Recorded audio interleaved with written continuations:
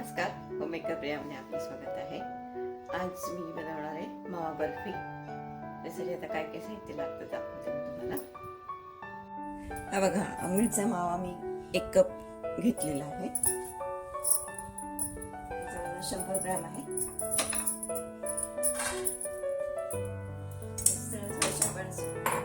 मोडून घेऊया. आता मी गॅस लावला नाहीये खाली, सगळं मिक्स करून मग मी गॅस लावी. आता त्याच्यामध्ये 1 कप आहे बघा मिल्क पावडर घेतली अमूलची.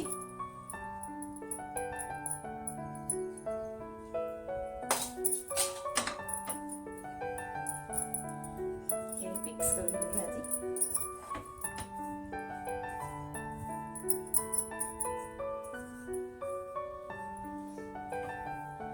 त्याच्यात आपल्याला तुपाची जरूर पडली तर तूप घालायचे, पण खवा जो असतो त्याला तूप सुट्ट गरम झाल्यावर जरूर पडली तर मी तूप घालेन.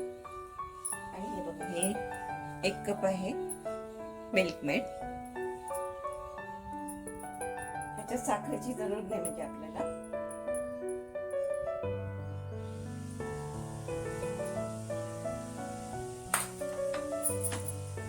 व्यवस्थित मिक्स करून घेऊया.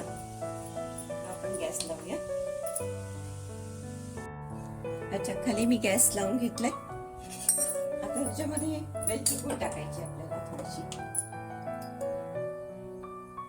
ह्याच्यावर तुम्ही जायफळ पण टाकू शकता.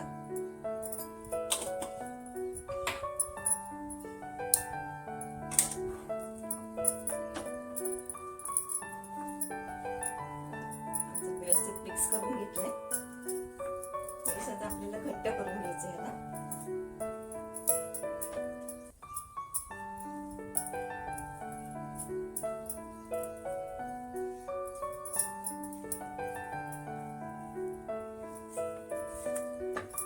गॅस बारीकच ठेवायचे.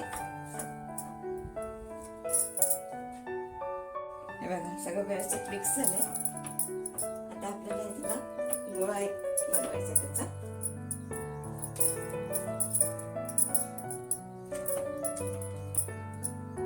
गॅस आपल्याला बारीकच ठेवायचा आहे, ते सगळं लागेल. त्याच्यामध्ये आता 1 टेबल स्पून मी तूप टाकणार आहे. अजून खाली जास्त आपल्याला लागणार नाही.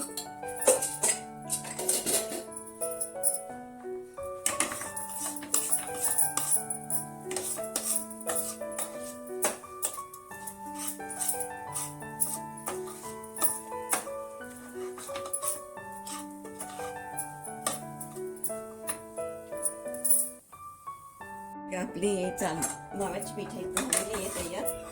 आता ह्याला काढून घेते. हे बघा, फार घट्ट नको आपल्याला करायला, म्हणून बंद केलं.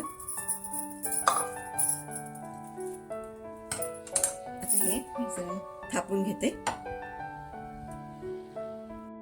हे बघा, मी काढून घेतलं आणि असं हे करून घेतले. थोडंसं हाताने किंवा हे पण करू शकतो स्पॅच्युलाने.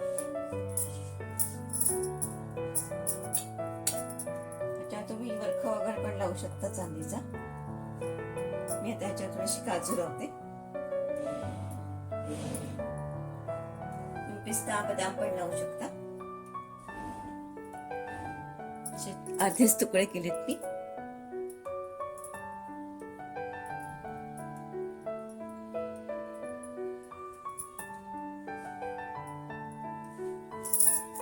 आता हे थंड झालं की मग 10-15 मिनिटं लागतील थंड व्हायला. मग त्याला आपण कट करून घेऊ.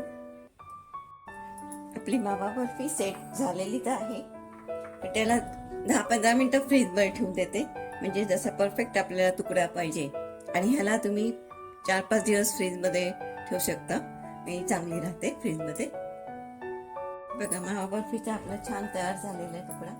काढून घेतला मी. हे बघा, आपल्याला जशी पाहिजे तशी झालेली आहे. बघा, आपली होममेड मावा बर्फी तयार झालेली आहे. तुम्हाला जर माझा हा व्हिडिओ आवडला असेल, लाईक करा, सबस्क्राईब करा आणि शेअर करा.